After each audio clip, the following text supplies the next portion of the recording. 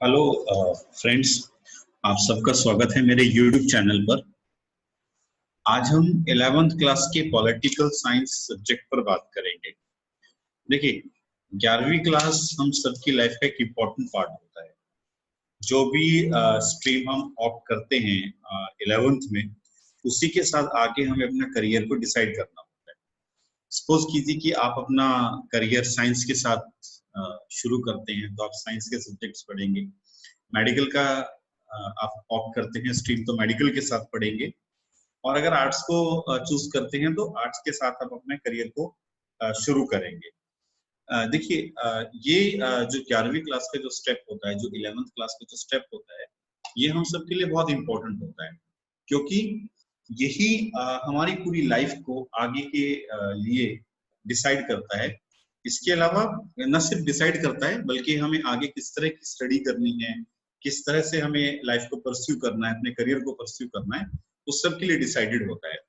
तो 11th class में आप जब भी आते हैं तो वो आपके करियर के लिए और आपके लाइफ के लिए एक इम्पोर्टेंट मोड होता है, इम्पोर्टेंट पार्ट होता है।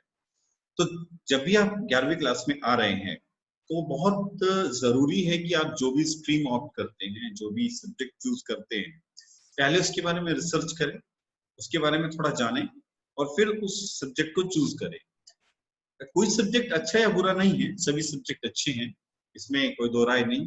लेकिन आपकी उस सब्जेक्ट में कितनी रुचि है, कितना इंटरेस्ट है, ये बहुत ज्यादा डिपेंड करता है।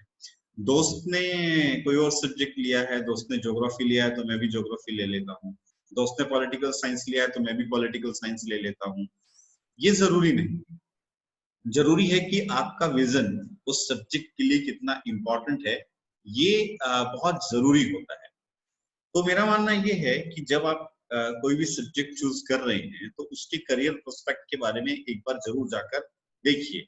ऐसा ना हो कि 11वीं 12वीं में पढ़ने के बाद आपको ग्रेजुएशन में सोचना पड़े, ग्रेजुएशन में कोई सब्जेक्ट लेने के बाद आपको फिर पोस्ट ग्रेजुएशन में सोचना पड़े, और पोस्ट ग्रेजुएट करने के बाद फिर आप सोच रहे हो कि शायद कहीं मैंने गलत सब्जेक्ट में तो नहीं कुछ कर दिया। ये बहुत जरूरी है।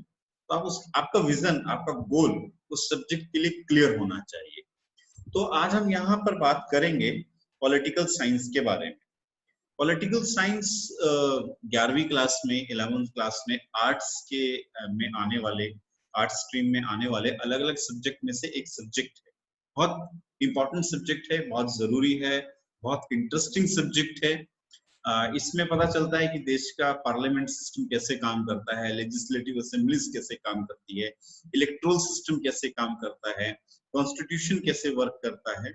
तो मेरे हिसाब से बहुत इंटरेस्टिंग सब्जेक्ट है। जो लोग पॉलिटिकल साइंस चूज कर रहे हैं, ये उन लोगों के लिए एक इम्पॉर्टेंट चैनल है, तो आप इसको फॉलो कीजिएगा। आगे बात करते हैं। यहाँ पर एनसीईआरटी ने दो बुक्स रेकमेंड की हैं सीबीएसई के सिलेबस में। एक बुक है इंडियन कॉन्स्टिट्यूशन ऑफ वर्क, और दूसरी बुक का नाम है पॉलिटिकल थ्योरी। जो पहली बुक है इंडियन कॉन्स्टिट्यूशन ऑफ वर्क की, ये आपको यहाँ पर बताती है कि हमारा कॉन्स्टिट्यूशन कैसे वर्क कर रहा है, हमारा कॉन्स्टिट्यूशन को कैसे बनाया गया, और इसमें कैसे किस तरह से डेवलपमेंट हुआ, या मेरा राइट और ड्यूटीज के बारे में बता रहा है। पॉलिटिकल थ्योरी, पॉलिटिकल से रिलेटेड जो थ्योरीज आई, जो कुछ लोगों ने जो बातें कही, और जो अलग अलग पॉलिटिकल मूवमेंट हुए, उनके बारे में इन बुक्स में बताया गया है, उसको डिस्क्राइब किया गया है। देखिए, यहाँ पर एक इम्पोर्टेंट जो जानने वाली बात है वो ये है कि जब आप यहाँ पर आते हैं, जब सीबीएसई बुक्स की बात करते हैं, तो सीबीएसई बुक्स बहुत इंपॉर्टेंट है, सभी के लिए इंपॉर्टेंट है। मैं डिस्क्रिप्शन बॉक्स में लिंक दे दूंगा, आप वहां से जाके इन बुक्स को डाउनलोड कर सकते हैं सीबीएसई की साइट से, सॉरी एनसीईआरटी की साइट से। ये फ्री है जो बुक्स आप डाउनलोड करते हैं। एक बात और मैं आपको बताना चाहूंगा कि ये चैनल सिर्फ 11वीं और 12वीं क्लास के बच्चों के लिए नहीं है, बल्कि जो लोग यूपीएससी की तैयारी कर रहे हैं, आईएएस आईपीएस के लिए प्रिपेयर हो रहे हैं, सिविल सर्विसेज की तैयारी कर रहे हैं, और जो लोग स्टेट पीसीएस की तैयारी कर रहे हैं, ये वो लोग भी इसको फॉलो कर सकते हैं। बेसिकली मैं यहाँ पॉलिटिकल साइंस पढ़ाने के साथ साथ में यूपीएससी का कोच भी रहा हूँ। तो सीबीएसई की बुक्स बहुत इंपॉर्टेंट होती है यूपीएससी के सिलेबस में, तो एस्पिरेंट्स इसको फॉलो कर सकते हैं। खैर, हम बात कर रहे हैं अपने पॉलिटिकल साइंस के बारे में। इसका ऑब्जेक्टिव क्या है, एनसीईआरटी या सीबीएसई का ऑब्जेक्टिव क्या है ये सब्जेक्ट को आर्ट्स में लाने का। मैंने जैसे बताया कि हर सब्जेक्ट की अपनी एक इंपॉर्टेंस होती है, इसी तरह से पॉलिटिकल साइंस की अपनी एक इंपॉर्टेंस है। यहाँ पर इसका जो मेन ऑब्जेक्टिव है, इस सब्जेक्ट का जो मेन ऑब्जेक्टिव है वो ये है कि इंडियन यूथ को इंडियन पॉलिटिकल सिस्टम से रूबरू कराना, ताकि वो नेशन बिल्डिंग में अपने पार्टिसिपेशन को इंश्योर कर पाए। जरूरी है कि हमारा यूथ पॉलिटिक्स को ज्वाइन करे। पॉलिटिक्स कोई बुरी चीज नहीं है, ये नेशन बिल्डिंग में एक इंपॉर्टेंट रोल प्ले करती है, पब्लिक पॉलिसीज बनाती है। दोहराए नहीं कि ब्यूरोक्रेट्स उसमें बहुत मदद करते हैं, लेकिन जो सत्ताधारी जो पार्टीज होती हैं उनकी आइडियोलॉजी से कहीं ना कहीं हमारी पॉलिसीज जरूर संबंधित रहती हैं। तो जरूरी है कि इंडियन पॉलिटिकल सिस्टम को समझना, इंडियन पॉलिटिक्स को समझना, ये इसका मेन ऑब्जेक्टिव है। उसके अलावा इसका जो दूसरा ऑब्जेक्टिव है वो ये है कि यहाँ पर पॉलिटिक्स के थ्रू अलग सोसाइटी, दूसरी सोसाइटीज को भी समझा जाए, क्योंकि सोसाइटी पॉलिटिक्स का एक इंपॉर्टेंट हिस्सा है। सोसाइटीज पॉलिटिक्स को डिसाइड करती हैं, सोसाइटी सत्तारूढ़ पार्टियों को डिसाइड करती हैं, कौन पक्ष में बैठेगा कौन विपक्ष में बैठेगा, ये वोटर ही डिसाइड करता है, और वोटर कहीं ना कहीं सोसाइटी का हिस्सा है।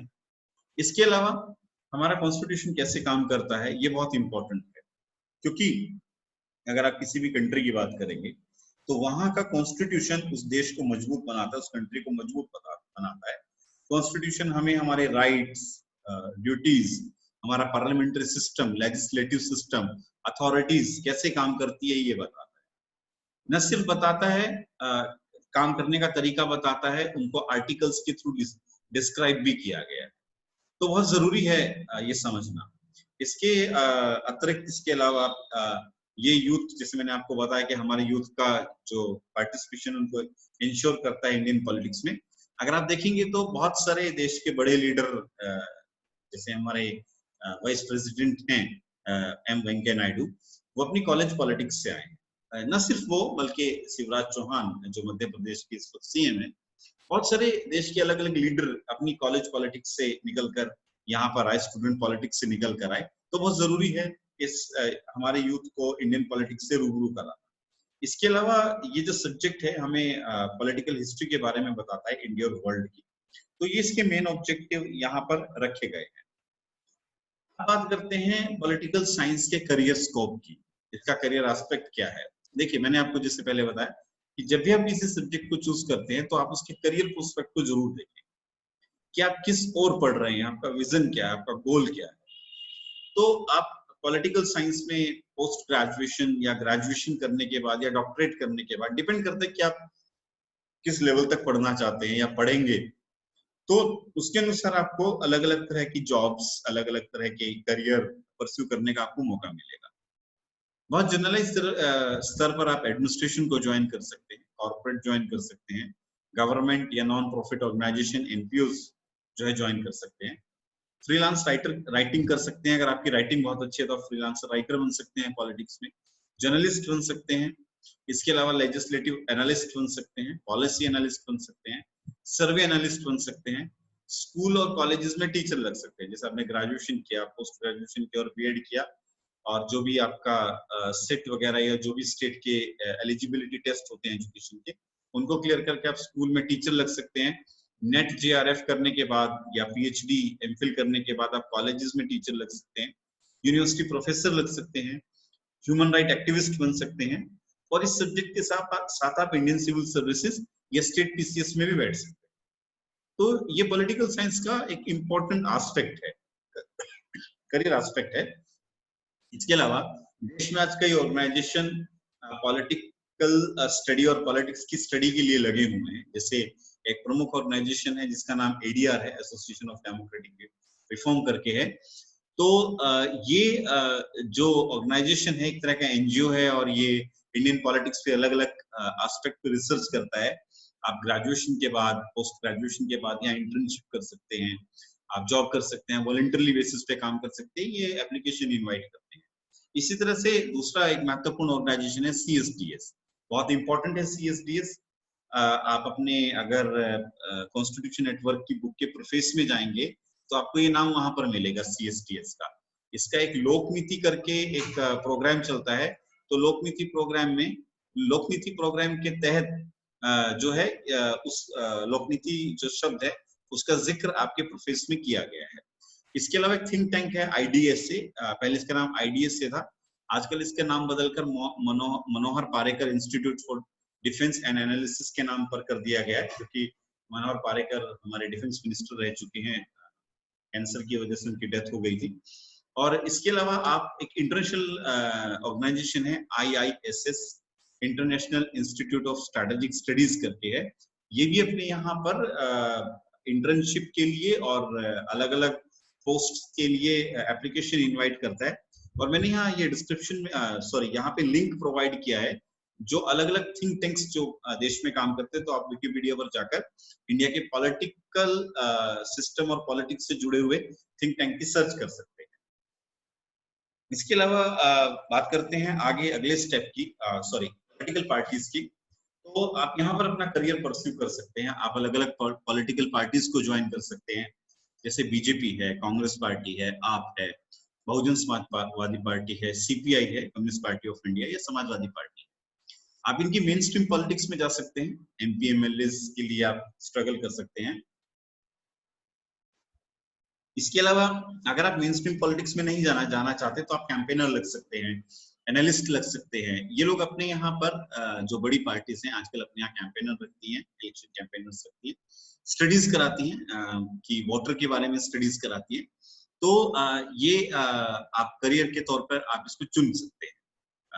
पॉलिटिक्स बहुत इंपॉर्टेंट करियर है, आपको बहुत आगे तक लेके जा सकता है। आज अगर आप इसको एज अ करियर चुनते हैं तो आने वाले समय में आप देश के प्रधानमंत्री, राष्ट्रपति, उपराष्ट्रपति, गवर्नर, एमएलए, एमपी या कोई मंत्री भी हो सकते हैं, इसमें कोई शक नहीं है। ये कुछ कैंपेनर्स हैं जो देश के इलेक्शंस में बड़े कैंपेनर हैं। पहला नाम यहाँ पर ये प्रशांत यादव है, प्रशांत किशोर एक बड़े इलेक्शन कैंपेनर हैं जो हमारे देश में कई बड़े इलेक्शन कैंपेन चला चुके हैं। बीजेपी का इलेक्शन कैंपेन चला चुके हैं, आम आदमी पार्टी का इलेक्शन कैंपेन चला चुके हैं, कांग्रेस का इलेक्शन कैंपेन भी चलाया है एक दो स्टेट में। नीतीश जो बिहार के मुख्यमंत्री हैं उनका भी इलेक्शन कैंपेन चलाया है। कई बड़े इलेक्शन कैंपेन ये चला चुके हैं। जगनमोहन रेड्डी का इलेक्शन कैंपेन इन्होंने चलाया है। ये सुब्रष्टा है, बीजेपी की इलेक्शन कैंपेनर है, ये इलेक्शन ऑर्गेनाइज करती हैं, इनका बड़ा नाम है बीजेपी में, तो नॉर्थ ईस्ट में जिताने में बहुत बड़ी भूमिका रही है। तो इस तरह से ये बहुत इंपॉर्टेंट जो है रोल प्ले करने वाले लोग हैं जो पॉलिटिकल पार्टीज में इलेक्शन कैंपेनिंग को हैंडल करते हैं। तो आगे बात करते हैं, ये फेमस पर्सनालिटीज हैं जो एमए पॉलिटिकल साइंस डिग्री के साथ आज अपने करियर को बेहतरीन तरीके से परस्यू कर रहे हैं, जिसमें हमारे देश के प्रधानमंत्री माननीय नरेंद्र मोदी जी हैं जिन्होंने अपना एमए पॉलिटिकल साइंस के साथ किया है। दूसरे योगेंद्र यादव हैं, प्रोफेसर योगेंद्र यादव का एक बड़ा नाम है, पॉलिटिकल एनालिस्ट के तौर पर काम करते रहे हैं, आज अपना एक पार्टी चलाते हैं स्वराज इंडिया के नाम से, स्वराज अभियान के नाम से। तो ये योगेंद्र यादव जी का जो रोल है वो आपकी बुक्स लिखने में भी रहा है। अगर आप प्रेफेस में जाएंगे तो आप योगेंद्र यादव जी का नाम, सीएसडीएस का नाम देखेंगे। योगेंद्र यादव जी खुद भी सीएसडीएस से जुड़े रहे हैं। तो अगले स्टेप पर बात करते हैं कि 12वीं के बाद कैसे करियर को परस्यू किया जाए पॉलिटिकल साइंस में। 12वीं पास करने के बाद जब आप एमए पॉलिटिकल साइंस से 12वीं कर लेते हैं तो उसके बाद अपना करियर परस्यू कर सकते हैं। दिल्ली यूनिवर्सिटी में आप बी ऑनर्स पॉलिटिकल साइंस कर सकते हैं। न सिर्फ दिल्ली यूनिवर्सिटी में, देश की अलग अलग यूनिवर्सिटीज अपने कॉलेजेस में, एफिलिएटेड कॉलेजेस में या यूनिवर्सिटीज कैंपस में पॉलिटिकल साइंस के ऑनर्स कोर्स चलाती है। बहुत कॉमन सब्जेक्ट है, लगभग आपको हर डिस्ट्रिक्ट में अवेलेबल होगा। और इसके बाद आप अगर ग्रेजुएट होते हैं या ऑनर्स करते हैं पॉलिटिकल साइंस में तो एमए पॉलिटिकल साइंस कर सकते हैं, एमफिल कर सकते हैं, डॉक्टरेट की डिग्री भी ले सकते हैं। देश की सबसे steamed university Jawaharlal Nehru university अपने यहाँ एमए का कोर्स चलाती है, एमए पॉलिटिकल साइंस का, और एमफिल का कोर्स भी चलाती है। इसके अलावा पीएचडी का कोर्स चलाती है अपने यहाँ पर।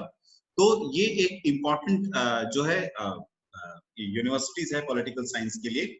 और जवाहरलाल नेहरू यूनिवर्सिटी अपने यहाँ पे एमए इंटरनेशनल रिलेशन और एरिया स्टडी में भी चलाती है। अगर आपका इंटरेस्ट इंटरनेशनल रिलेशन में है तो आप इंटरनेशनल रिलेशन में मास्टर्स या डॉक्टरेट भी कर सकते हैं। यहाँ पे न सिर्फ देश की यूनिवर्सिटीज बल्कि वर्ल्ड की कई बड़ी यूनिवर्सिटीज जैसे अपने यहाँ पर पॉलिटिकल साइंस के ग्रेजुएट कोर्स चलाती हैं। अलग अलग नाम हो सकते हैं, जैसे हार्वर्ड अपने यहाँ पर बैचलर डिग्री कोर्स चलाती है, उसका नाम है गवर्नमेंट पॉलिसी के नाम से एक बैचलर डिग्री कोर्स चलाती है।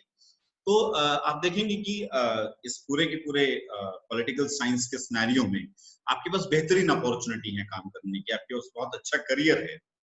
तो मेरी रिक्वेस्ट है आपसे, न सिर्फ पॉलिटिकल साइंस के स्टूडेंट से बल्कि उन सब तमाम स्टूडेंट से जो 11वीं इस साल ज्वाइन कर रहे हैं, जो 11वीं क्लास में आ रहे हैं, वो लोग ध्यान से अपने करियर को चूज करें। बहुत जरूरी है अपने करियर को चूज करते वक्त, अपने सब्जेक्ट को चूज करते हुए उनकी रिसर्च। तो आप सभी के लिए आज इतना काफी है। बाकी हम नेक्स्ट लेक्चर में, नेक्स्ट वीडियो में कंटेंट्स देखेंगे, सिलेबस पे बात करेंगे और साथ साथ में एक चैप्टर पर स्टडी करेंगे। तो सभी का धन्यवाद, सेफ रहिए, पढ़ते रहिए, बहुत जरूरी है। धन्यवाद।